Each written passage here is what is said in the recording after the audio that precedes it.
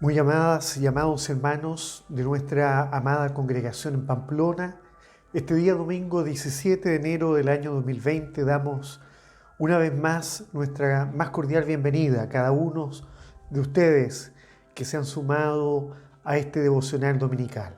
Junto a mi esposa, nuestra hermana Damaris, en este día domingo deseando para ustedes que el Señor les bendiga y que la gracia del Señor sea abundantemente derramada en nuestros corazones. Quiero inmediatamente que demos inicio a nuestro devocional en el santo nombre de nuestro Señor Jesucristo. Amén. Y lo haremos leyendo la palabra del Señor en el libro de los Hechos de los Apóstoles, Hechos de los Apóstoles, capítulo 1. Vamos a leer desde el versículo número 1 al versículo número 5, los Hechos de los Apóstoles, capítulo 1, versículo 1 al 5. Y quiero invitarles a ponerse de pies en sus hogares para leer la palabra del Señor, y lo hacemos en el nombre glorioso de nuestro Señor y Salvador Jesucristo. Amén. En el primer tratado, o Teófilo, hablé acerca de todas las cosas que Jesús comenzó a hacer y a enseñar, hasta el día en que fue recibido arriba, después de haber dado mandamientos por el Espíritu Santo a los apóstoles que había escogido, a quienes también, después de haber padecido, se presentó vivo con muchas pruebas indubitables, apareciéndoseles durante 40 días y hablándoles acerca del reino de Dios. Y estando juntos, les mandó que no se fueran de Jerusalén, sino que esperasen la promesa del Padre, la cual les dijo: oísteis de mí. Porque Juan ciertamente bautizó con agua, mas vosotros seréis bautizados con el Espíritu Santo dentro de no muchos días. Amén. Demos glorias a nuestro Dios. Gloria a Dios, gloria a Dios, gloria a Dios. En primer lugar, quiero agradecer esta oportunidad tan maravillosa que, como todo domingo, el Señor nos concede de poder participar de este devocional. Teniendo como primera parte de este día, ¿verdad?, una oración de 10 a 10 y media de la mañana, donde hemos sentido unirnos con el propósito de pedir a Dios en conjunto, cada uno en su hogar, ustedes con sus hermanos, mis hermanas, su familia, o si están solitos, ahí el Señor permita que estén también uniéndose a nuestra oración dominical de 10 a 10 y media, y luego ya a las 10 y media podemos entrar a nuestro devocional, donde el Señor, por medio de su gracia y de su Espíritu Santo, siempre tiene un mensaje, una palabra del Señor, con la cual podamos aprender de Él un poco más, y también podamos esta palabra hacerla nuestra, propia, de tal manera que nos sirva para lo que es nuestra vida cotidiana. De nada sirve tener un conocimiento teológico de la palabra de Dios si esto no lo podemos aplicar a nuestra vida espiritual, ¿verdad? Dios nos bendiga, porque en esta mañana Dios también tiene un conocimiento que nos quiere compartir, pero es un conocimiento que Dios quiere que lo podamos también comprender, que lo podamos valorar y lo podamos aplicar en nuestra vida en el día a día. Antes de mirar la palabra del Señor, quiero simplemente recordar que durante la presente semana, a partir del día de mañana, lunes 18 de enero, vamos a partir con una cadena de oración, participando junto a toda nuestra Iglesia Evangélica Pentecostal en todos los países donde se encuentra con cadena de oración durante toda la semana.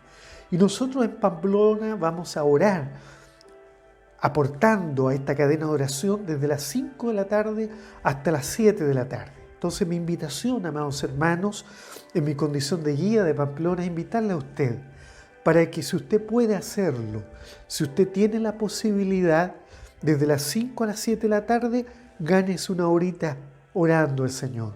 ¿Cuál sería mi propuesta? Que todos los hermanos que están casados, para hacer una cosa ordenada, los hermanos que están matrimoniados puedan orar de 5, por ejemplo, a 6. Entonces ellos se pueden arreglar allí. ¿Cómo lo hacen de 5 a 6 para orar? Si no pueden porque están trabajando, no se preocupen, porque estaremos orando por ustedes, pero usted puede estar en su trabajo y se recordará la hora y dirá, están orando mis hermanos. Así que usted también puede estar clamando al Señor, ¿verdad?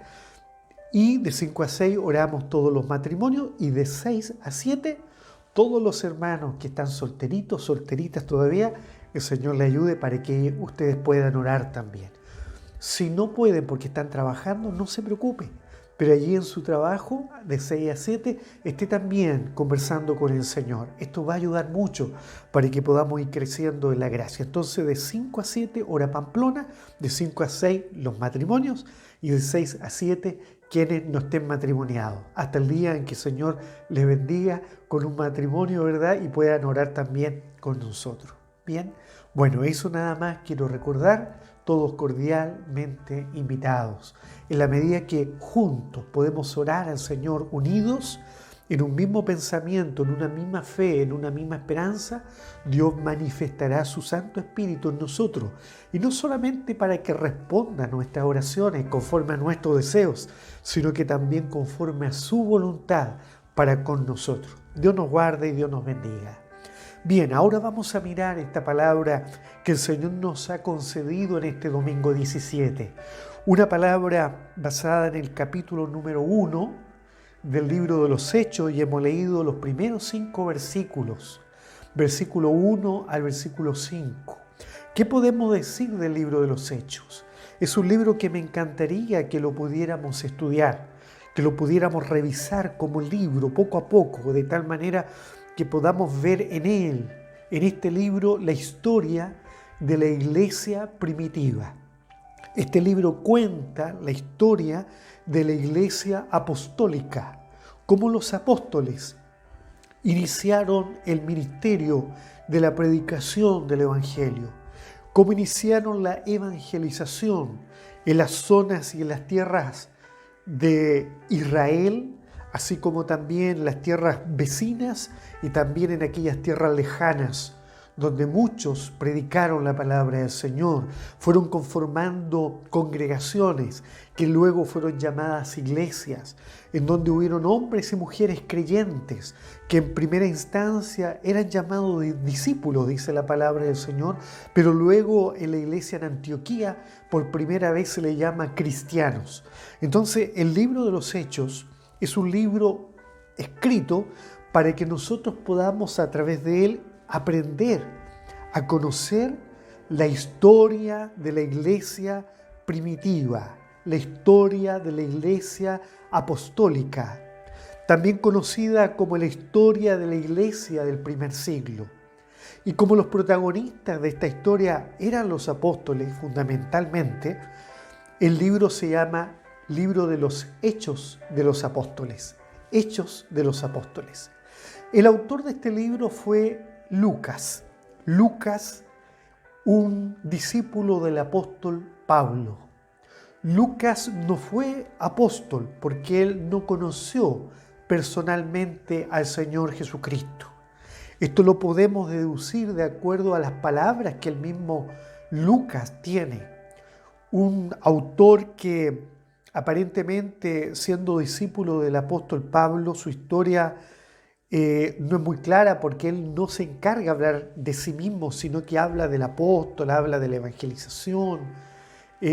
Pero aparentemente, de acuerdo a algunos registros, es posible que no haya sido un judío, sino más bien un hombre que haya nacido en Siria, dicen algunos. Otros creen que nació en Antioquía, donde está Turquía actualmente. Y otros piensan, los menos, que pudo haber sido un judío nacido en la diáspora, en una zona precisa de Israel. Sin embargo, él era un hombre cuya principal característica, lo que caracterizó a Lucas, es que era un hombre muy educado, aparentemente con una formación formal, tanto así que el apóstol Pablo algo nos sugiere de él al decirnos que él era su médico amado, él le llama médico amado. Era un hombre con cierta educación, y esto no solamente por lo que Pablo dice, sino también por los escritos que creó, generó este amado hombre de Dios. Como decíamos recién, probablemente no conoció al Señor, pero sí se encargó de investigar en forma muy acuiciosa, en forma muy esmerada, muy delicada.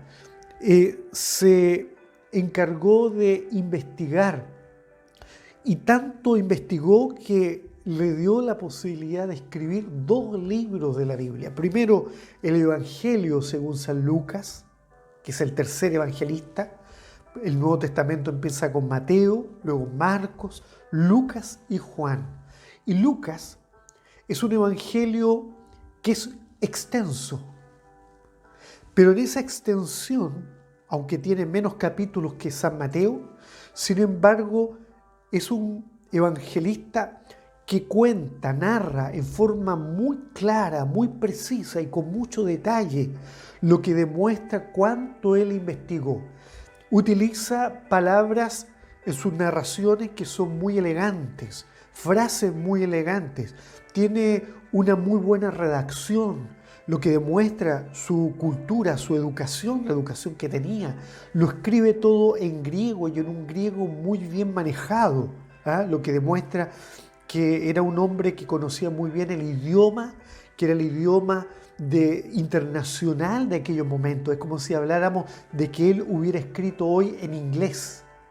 Entonces él escribió en griego, en un idioma internacional para la época, con una escritura muy culta y muy elegante, decíamos recién, pero lo caracterizó que fue aparentemente un gran investigador. Tuvo que haber hecho muchas entrevistas y análisis también de esas narrativas para poder generar escritos que sean lo más ajustados a la realidad. Pablo nos habla acerca de Lucas, ya lo decíamos recién, y por ejemplo en el libro a Colosenses, en el capítulo 4, verso 14, mire lo que Pablo señala de él, dice, os saluda, le habla a la iglesia en Colosa, le dice, os saluda Lucas, el médico amado, y Demas, nombra a otro discípulo más, y Demas, y ahí aparece Lucas.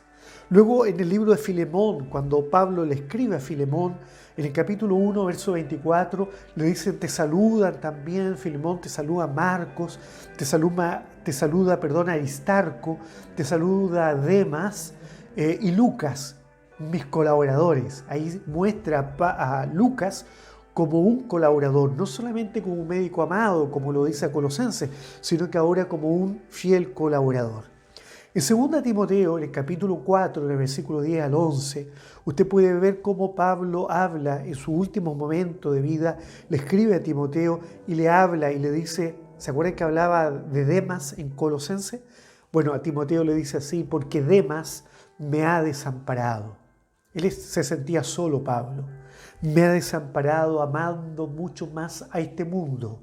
Parece que Demas se había descarriado y se ha ido a Tesalónica.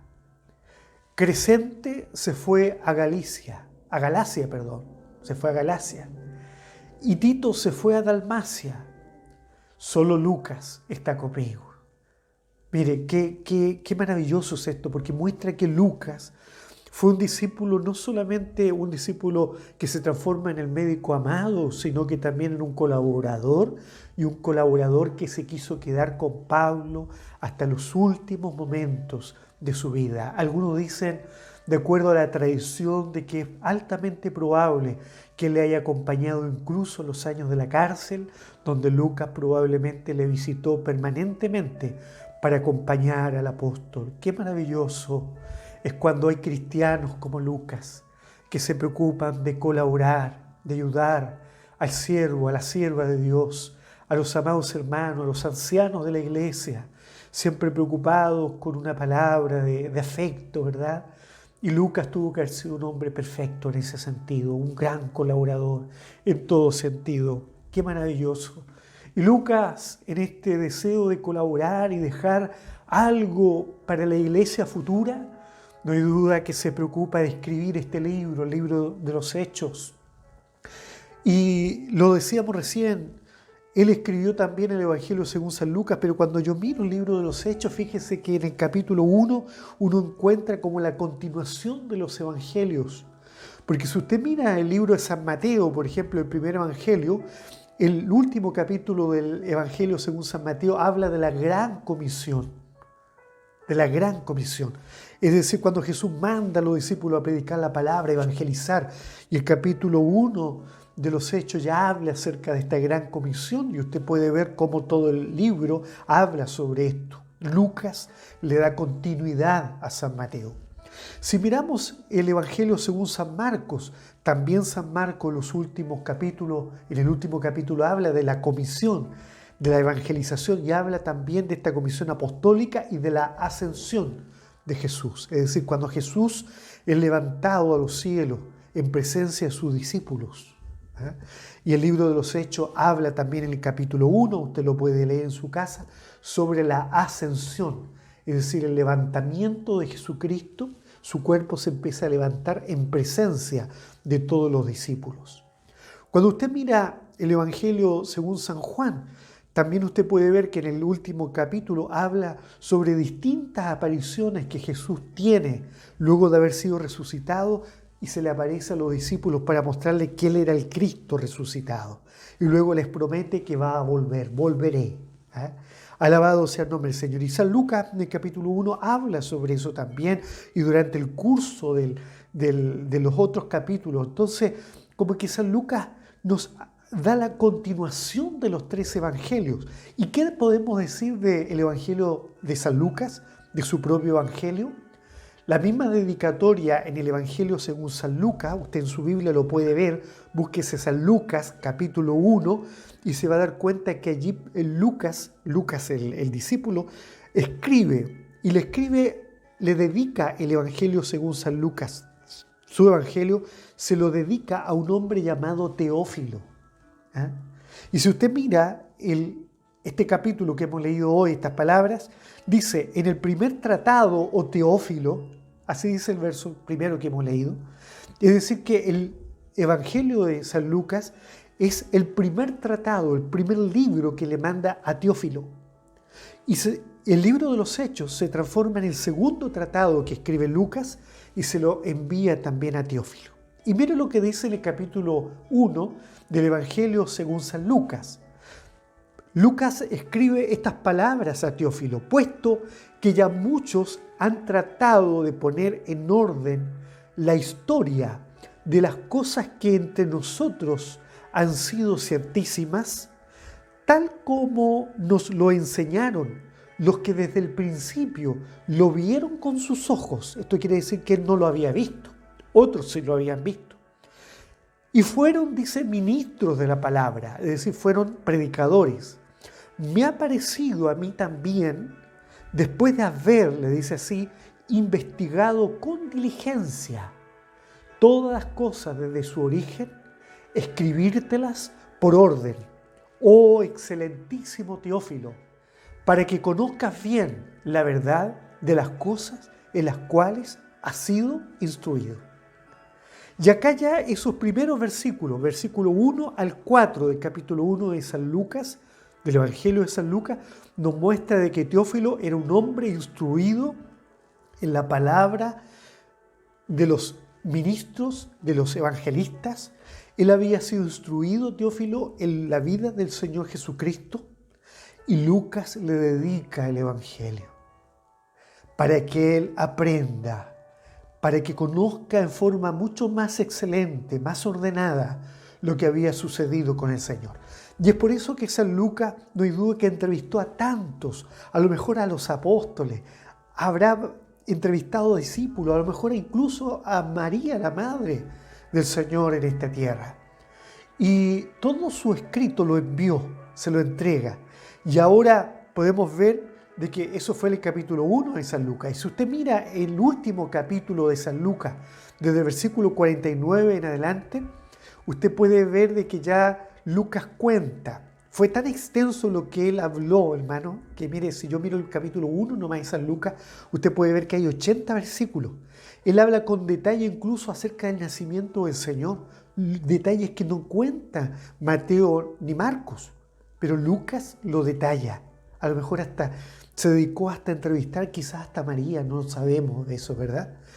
Bueno, ya en el último capítulo de San Lucas, si nos vamos al último capítulo del Evangelio, usted puede encontrar cómo allí ahora, vamos a ir un poquito más al contenido, él habla acerca de las palabras del Señor Jesucristo. Y miren lo que cuenta el Evangelio según San Lucas en su último capítulo, en los últimos versos. Dice, he aquí, está hablando el Señor Jesucristo ahora, Lucas solamente cuenta, narra lo que Jesús dice, he aquí yo enviaré, dice el Señor, la promesa de mi Padre sobre vosotros. Son las últimas palabras del Señor ya resucitado a su discípulo. Pero quedaos vosotros, le dice, en la ciudad de Jerusalén, hasta que seáis investidos, note eso, investidos de poder desde lo alto. Luego de haber dicho esto, dice, los sacó fuera hasta Betania y alzando sus manos los bendijo. Y aconteció que bendiciéndolos se separó de ellos y fue llevado arriba al cielo.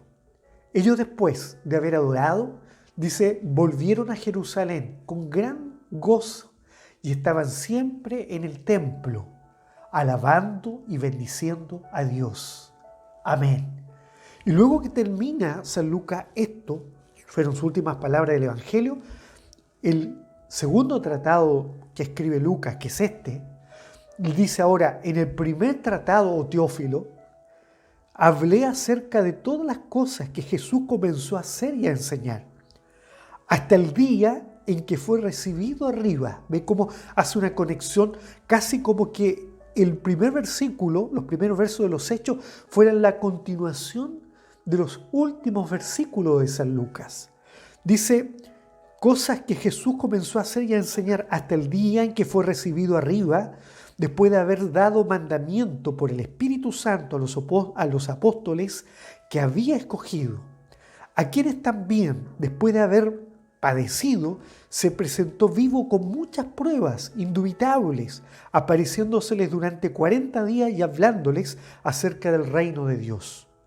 Y estando juntos, le mandó que no se fueran de Jerusalén. Ahí están los últimos versos de San Lucas. Sino que esperasen la promesa del Padre, la cual les dijo, oíste de mí. ¿Y cuál era la promesa? Ponga atención. Verso 5, el último que hemos leído. Porque Juan ciertamente bautizó con agua, mas vosotros seréis bautizados con el Espíritu Santo dentro de no muchos días. Alabado sea el nombre del Señor. Hace algunos días atrás, el domingo pasado, hablábamos acerca de Cornelio y de Pedro. ¿Se acuerda de esa historia? Allí nos hablaba la palabra del Señor cómo Cornelio recibió este bautismo en el Espíritu Santo. Luego que Pedro les habló, les predicó la palabra del Señor a él y a todos los que estaban en su casa. De esta promesa estamos hablando. Y es aquí donde tiene que ser necesario que hablemos sobre el bautismo. Pero no vamos a hablar sobre el bautismo de los párvulos o del bautismo en agua que se hacen en la iglesia. No, nos vamos a referir precisamente solamente a estos dos bautismos que habla el Señor Jesucristo. Él solamente se dedica a hablar de dos bautismos. Primero, porque Juan ciertamente bautizó con agua, primer bautismo, mas vosotros seréis bautizados con el Espíritu Santo. Bautismo, primero el de Juan. ¿Quién era Juan? Juan el Bautista. Ya en tiempo de Juan el Bautista, que entre paréntesis era familiar del Señor Jesús, porque era hijo de Elizabeth, la prima de María. Recuerda la historia, María fue a ver a Elizabeth y cuando ambas estaban embarazadas, dice que se ven y la criatura que estaba en Elizabeth fue llena del Espíritu Santo. ¿Sí? Llena, se movió dentro de su matriz, de su útero. Y Elizabeth inmediatamente al sentir eso exclama y dice, bendita, le dice a María, el fruto de tu vientre, le dice, porque mi criatura, su criatura, ella sintió que se había estremecido, se había movido, había sido llena del Espíritu Santo. Pues esa criatura fue Juan el Bautista. No le pusieron nombre Zacarías, como algunos pensaban que le iban a colocar Zacarías como era el nombre de su padre, sino que Elizabeth dice, no, se llamará Juan. Y el mismo Zacarías, que había quedado mudo, ¿verdad?, luego recobra la posibilidad de hablar y dice, no, su nombre será Juan. Y este niñito creció y se desarrolló su vida aún en el desierto, dice la Biblia, hasta que desarrolló un gran ministerio, Juan el Bautista. En los tiempos de Juan el Bautista, mire, habían fariseos que bautizaban a la gente. Pero ¿a quiénes bautizaban? Los metían en el agua, aquellos que, siendo gentiles, creían en el judaísmo y deseaban convertirse al judaísmo. Dejando de lado la vida pagana, se convertían a Jehová, el Dios de Israel, y los bautizaban. Juan el Bautista sigue esa tradición y bautiza a ¿quiénes? A los que llamaban los prosélitos. Los prosélitos eran gentiles que se convertían a la religión judía. Sin embargo, Juan el Bautista no está transformando prosélitos a la religión judía. Y por eso que los fariseos y los escribas se transforman en enemigos de Juan el Bautista. Y van y lo persiguen y lo acosan y le preguntan en nombre de quién haces estas cosas. Juan el Bautista lo que hacía era llamar al arrepentimiento. Su bautismo en agua era un llamado al arrepentimiento. Un llamado, escuche bien, al arrepentimiento. Y por eso es que la misma palabra del Señor en el Antiguo Testamento, en Malaquías capítulo 3, en el versículo 1, el profeta Malaquías habla de Juan el Bautista diciendo, he aquí yo envío mi mensajero. Juan el Bautista era un mensajero de Dios, el cual preparará, dice Malaquías, el camino delante de mí. Ahí está hablando el Señor Jesucristo. Juan el Bautista preparó el camino delante del Señor. De tal manera que mientras Juan el Bautista llamaba a Israel y a los prosélitos al arrepentimiento, allí también estaba preparando el camino para aquel verdadero Mesías que había venido a salvar al mundo entero. Cuando Zacarías, el padre de Juan el Bautista, recobró la posibilidad de hablar al ver ese pequeñito, dice la palabra del Señor que le dice así, profetiza, dice, y tú niño, hablando de Juan el Bautista, profeta del Altísimo serás llamado, porque irás delante de la presencia del Señor para preparar sus caminos. ¡Qué maravilloso! Alabado sea el nombre del Señor. Y termina diciendo así, para dar conocimiento de salvación a su pueblo, para perdón de sus pecados. Por tanto, Juan el Bautista tenía en él el ministerio de hacer el llamado al arrepentimiento. Y su bautismo en agua allí en el río Jordán era precisamente para que los hombres y mujeres de Israel, ya no solo prosélitos, gentiles, sino que también judíos, se arrepintieran. Y ahí está lo contradictorio para ellos, porque ellos supuestamente ya eran hijos de Dios, pero Él los llama al arrepentimiento. Oh generación de víboras, le dice, ¿quién nos fascinó para huir de la ira venidera, de la ira de esta generación? Oh generación de víboras, miren qué manera de tratarlos a ellos, pero era porque los llamaba al arrepentimiento. Y muchos venían a Él y eran bautizados en agua.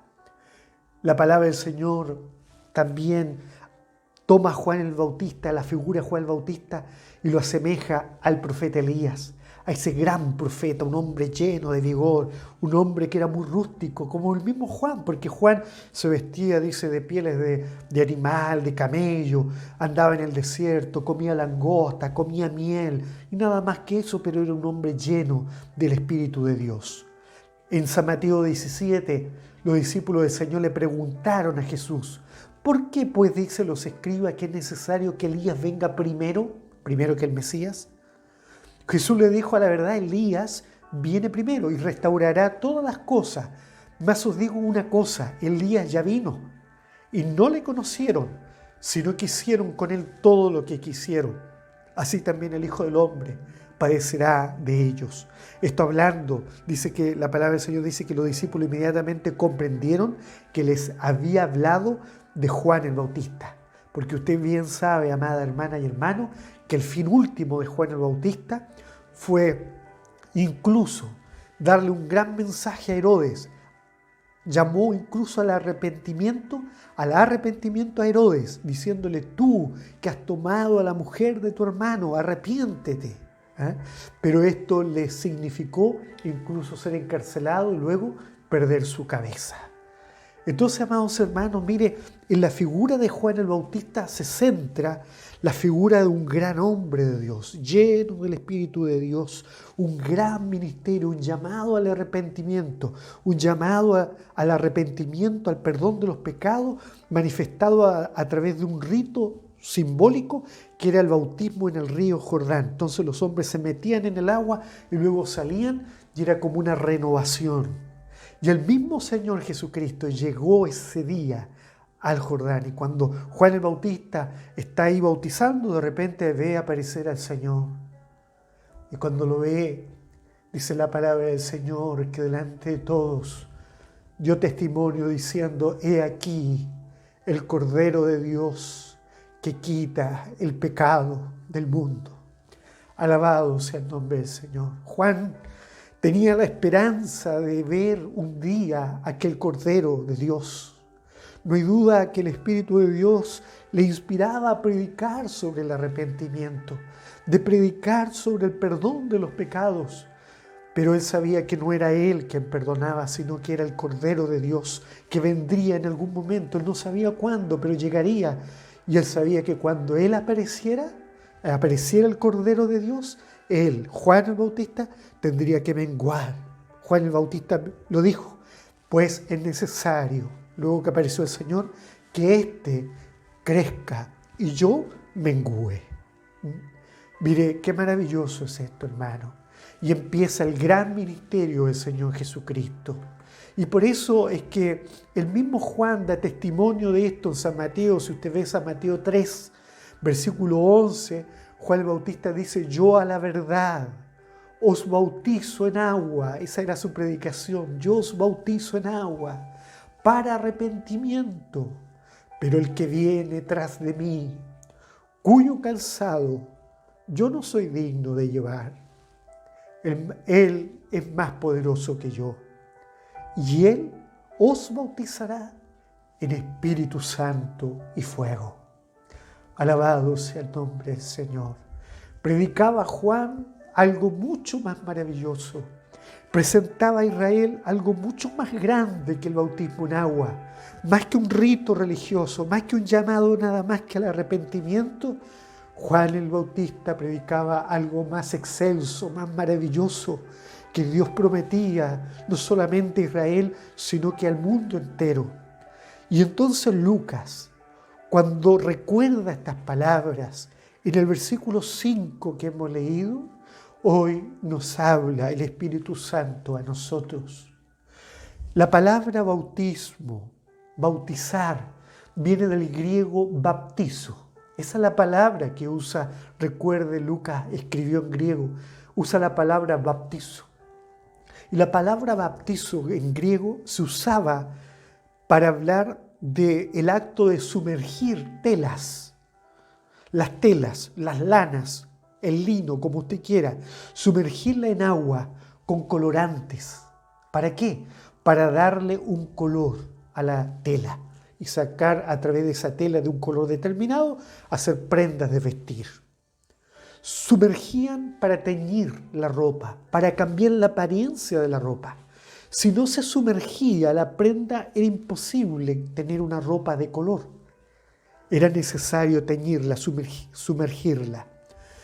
Y de esta manera se le brindaba una apariencia distinta y se le daba homogeneidad a la ropa. Toda la ropa, toda la tela quedaba del mismo color, en forma homogénea. En vez de pintarla, que iba a ser muy disparejo, mejor se sumergía y se teñía.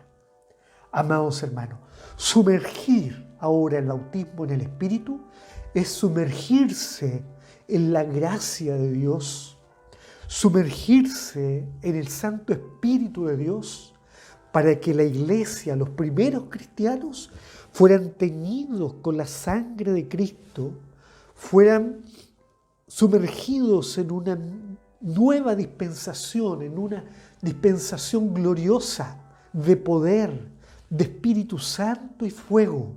Esta promesa que Dios el Padre había dado a través del Señor Jesucristo.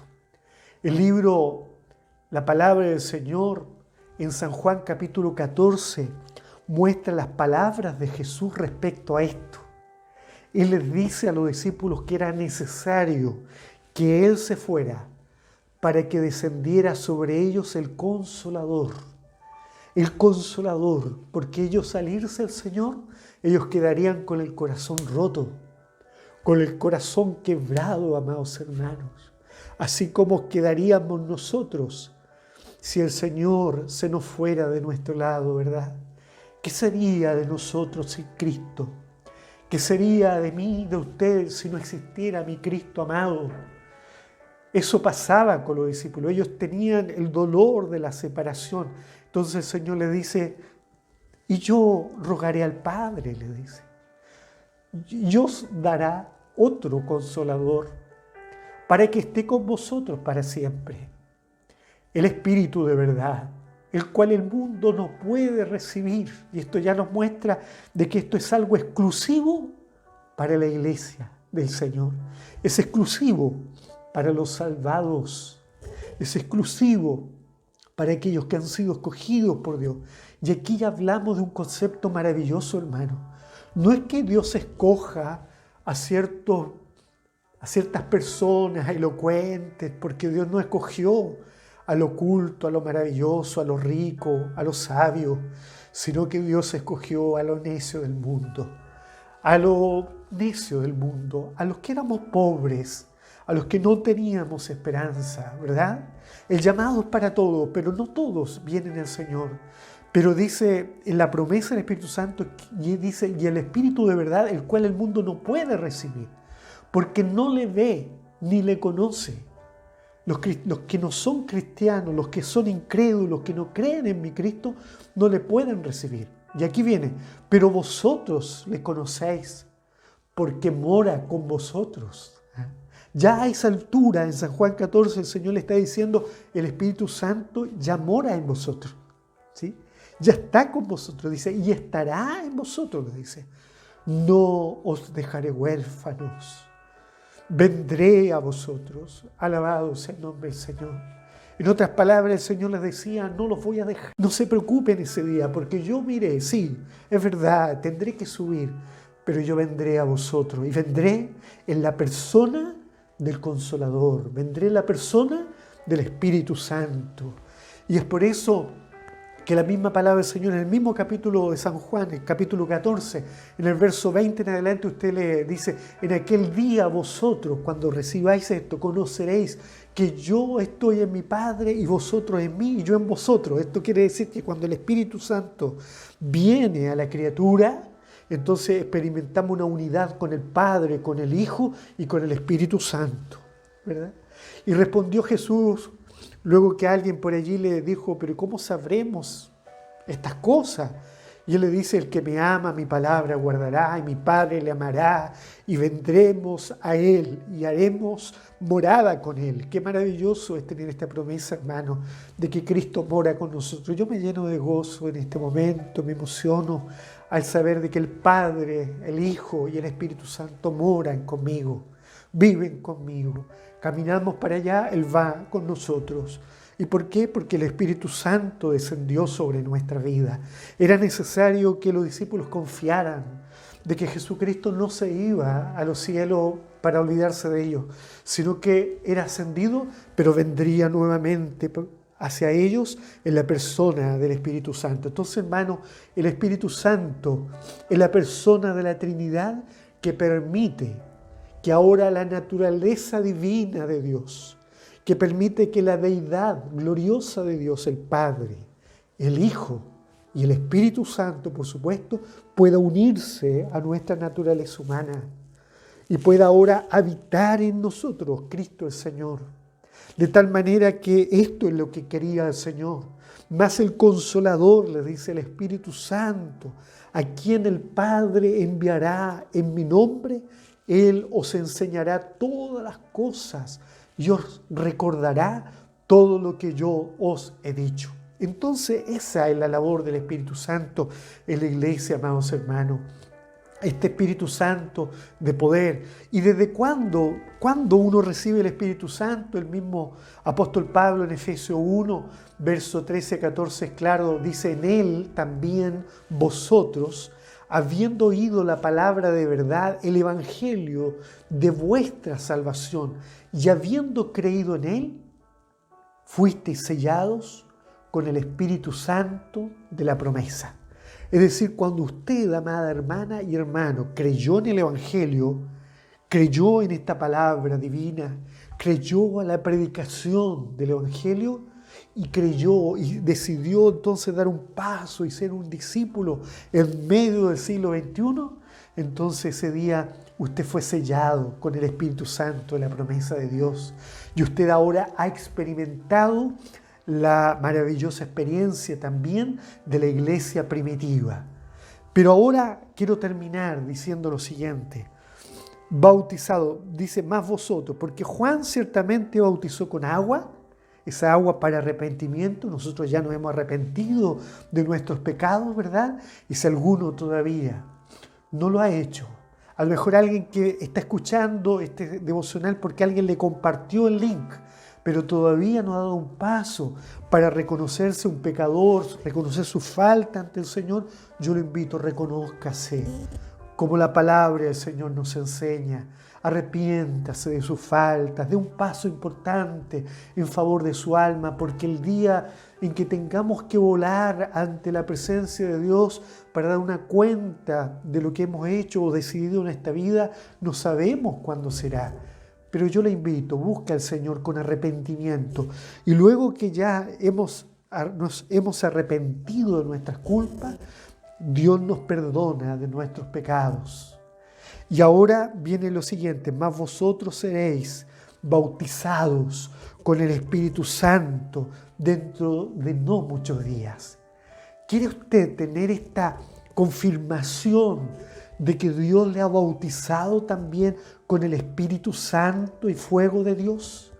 Es importante, porque cuando somos bautizados con el Espíritu Santo, mire lo que hace Dios. Es como si tomáramos distintos metales y los juntamos en un crisol, los unimos y le aplicamos mucho fuego. ¿Qué va a pasar?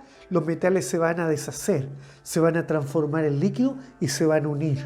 Y eso es lo que hace Dios con la iglesia. Los une a través del fuego glorioso del Espíritu Santo. Un fuego, hermanos amados, que quema y va quemando toda escoria, todo aquello que no es puro ante nosotros, pero lo hace con el propósito de unir. No un fuego devorador, no un fuego que destruye, sino que es un fuego que nos une, que nos brinda unidad como pueblo de Dios. En esta mañana, amados hermanos, quiero darle mayor realce a este bautismo. Más que el bautismo en agua, el bautismo en el Espíritu Santo es parte de nuestra salvación. Para llegar a la presencia de Dios tenemos que ser bautizados en el Espíritu Santo. Y estas primeras palabras que Lucas escribe en el libro de los Hechos a este hombre llamado Teófilo son para demostrarle de que era importante este bautismo antes de iniciar el gran trabajo de la evangelización del mundo. Antes que los apóstoles iniciaran la gran comisión, era necesario recibir el bautismo en el Espíritu Santo. Y por eso, ¿cuál era la orden? Quedaos en Jerusalén. Les mandó que no se fueran de Jerusalén, sino que esperasen la promesa del Padre. Alabado sea el nombre del Señor. Hermano y amada hermana en el Señor, yo quiero que usted y yo podamos unirnos cada día más. Y pidamos y roguemos que el Espíritu Santo del Señor en nosotros sea Él quien dirija nuestra vida. Un bautizado en el Espíritu Santo ya no se manda solo, el Espíritu Santo lo guía a toda verdad y a toda justicia. Un bautizado en el Espíritu Santo no le tiene miedo a la prueba porque si es necesario. La iglesia primitiva entendió, mire, estaban tan bautizados en el Espíritu Santo, tenían tanto fuego de Dios en ellos, que ellos incluso vendían todo lo que tenían y lo daban, porque ellos lo único que deseaban era entregarse a la obra de Dios, a la evangelización. Tenían una pasión en sus vidas. Cuando una persona está llena y bautizada en el Espíritu Santo, hermanos amados, no tiene miedo a hablar de Cristo, porque el Espíritu Santo dice, hoy os colocará palabras para que digáis lo que os conviene. Una persona bautizada en el Espíritu Santo, una persona llena de oración, porque la palabra del Señor muestra que el Espíritu Santo nos enseña a pedir y a rogar como nos conviene. Una persona bautizada con el Espíritu Santo no tiene miedo a anunciar el Evangelio, porque la palabra del Señor dice que Él nos recordará también todas las cosas y aún las cosas que el Señor le dijo a sus discípulos. Hermanos amados de Pamplona, roguemos para que esto sea en nosotros una realidad. Por eso esta semana de oración, para que le pidamos también al Señor, bautízanos con tu Espíritu Santo. Derrama una porción gloriosa del Espíritu Santo en cada hogar, para que cada familia sea gobernada por ti, mi Señor. Ahora yo le quiero invitar a que pidamos la bendición del Señor. Que estos versos que hemos leído, que nos hablan sobre la promesa del Espíritu Santo, no solamente sea un conocimiento vago, no solamente sea una promesa para la iglesia histórica, sino que hoy sea en nosotros una realidad en nuestro corazón. Amén. Pongámonos de pie, para el Señor sea la honra y la gloria. Amado Señor, Dios y Padre de nuestro Señor y Salvador Jesucristo, te damos gracias por este momento de poder estar en este devocional, por esta palabra que nos has concedido al leer las palabras escritas por San Lucas, que nos habla de la importancia de recibir la promesa del Espíritu Santo. Esta promesa que recibieron los apóstoles, pero para esto ellos tenían que quedarse en Jerusalén, allí adorándote, Señor, en la oración, en la alabanza. Así también la iglesia y esta congregación en Pamplona. Ayúdanos a perseverar en la oración, a perseverar en la alabanza, a perseverar en la unidad, para que podamos recibir, Señor, una doble porción del Espíritu Santo, así como el profeta Eliseo la recibió luego que Elías fue ascendido a los cielos.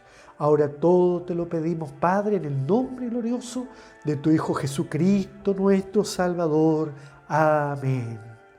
Gloria a Dios, gloria a Dios, gloria a Dios. Que el Señor les bendiga grandemente y todos cordialmente invitados al próximo devocional de nuestro próximo domingo. Que el Señor les bendiga.